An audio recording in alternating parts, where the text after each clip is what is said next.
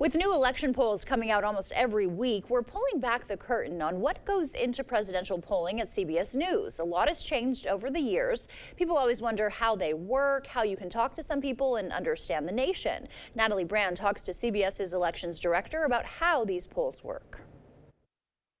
We will start with Anthony Salvanto and the latest CBS News polling. A snapshot in time, a temperature of the electorate, a tradition dating back decades at CBS News. We're ultimately trying to give voice to the public. CBS Executive Director of Elections and Surveys Anthony Salvanto says a good poll starts with selecting a group of participants that reflects the electorate. So that you're creating what I often call that microcosm of the state or the country or the likely electorate.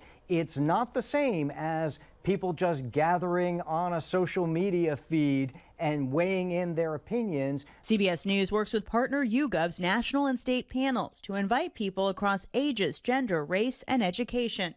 The total sample sizes typically number into the thousands, but the goal is to have people representing every kind of voter.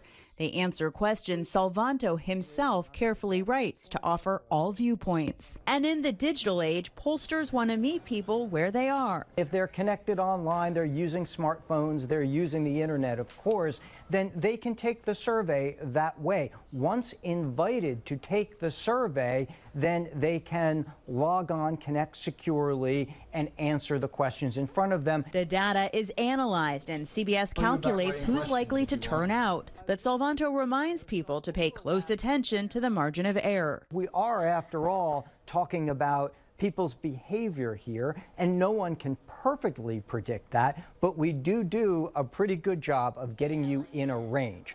In my own very unscientific poll out on the street, voters shared a range of opinions. What do you think about this election cycle?